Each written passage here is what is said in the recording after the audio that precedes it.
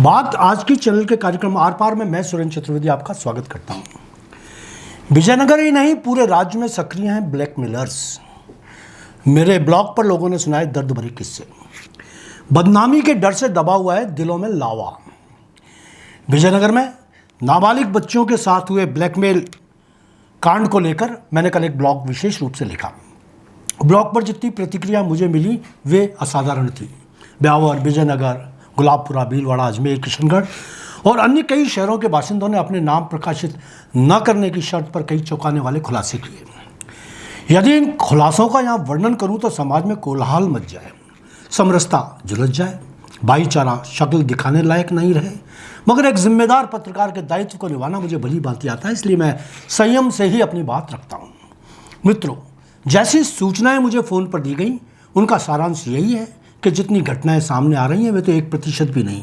घटनाओं के बहुत बड़े आंकड़े तो हिंदू समाज ने अपने जख्मी दिल में छुपा कर रख रखे हैं। समाज में खानदान की इज्जत और बेटियों के भविष्य के डर से लोग पुलिस थानों तक पहुंचने में डरे हुए हैं। मीडिया तक जाने में उनको डर लगता है। फ़ोन पर कुछ अभिभावकों ने मुझे सलाह ली और अपनी बच्चियों के साथ किए जा रहे दुराचार पर बात की। उन्होंने दबे स्वरों में बताया कि किस तरह उनकी बेटियां विजातीय युवकों के शिकंजे में जकड़ी हुई हैं। उनको अवस्था का शिकार बनाया जा रहा है, आर्थिक रूप से प्रताड़ित किया जा रहा है। कुछ परिवार तो शहर छोड़कर जा चुके हैं, कुछ ले दे के पीछा छुड़ाना चाहते हैं।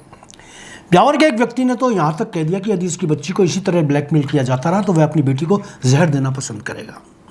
समाज का यह घिनौना और विकृत स्वरूप निंदनीय है। इसके लिए समाज को संगठित होकर सामने आना चाहिए। लफ्जियात या ब्लैकमेल करने की घटनाओं पर तभी ब्रेक लगाया जा सकेगा जब समाज सारे डरों से मुक्त होकर सामने आएगा।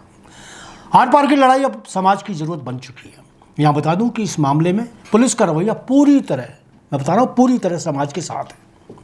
ब्लैकमेलिंग का कोई भी मामला जब किसी भी शहर के थाने में दर्ज होता है, पुलिस पूरी मुस्तैदी से हरामियों को गिरफ्तार करने में जुट जाती है। बिना लाग लपेट के उनको गिरफ्तार किया जाता है।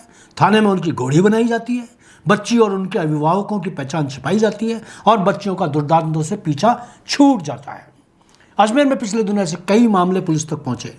बच्चों के माता पिता ने परिवार की बदनामी से बचने के लिए मामले दर्ज नहीं करवाए, मगर पुलिस ने बच्चियों के भविष्य की पूरी तरह से रक्षा की। सच मैं उन पुलिस वालों को, उन अफसरों की संवेदनशीलता को, उनकी नैतिकता को नमन करता हूँ जिन्होंने अपने सामाजिक दायित्वों का मुस्तैदी से पालन किया।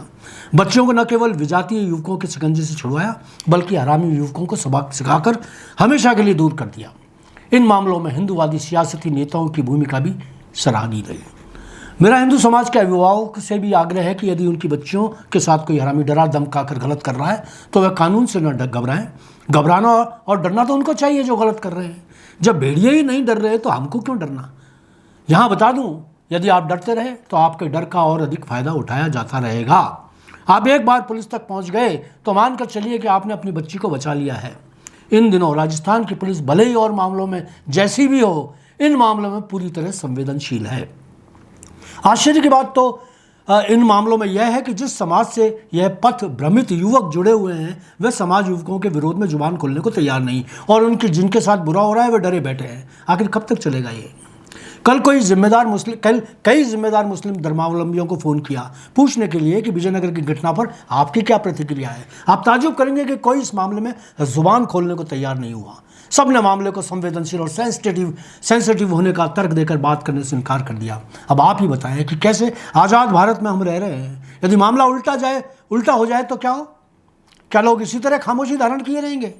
मित्रों, न्यायिक जिम्मेदार पत्रकार की हैसियत से सलाह दे रहा हूँ कि पड़ोसी की बिटिया के मामले में आप यदि आज खामोश हैं तो कल आपकी बिटिया का नंबर तय है। धन्यवाद। आज इतना ही।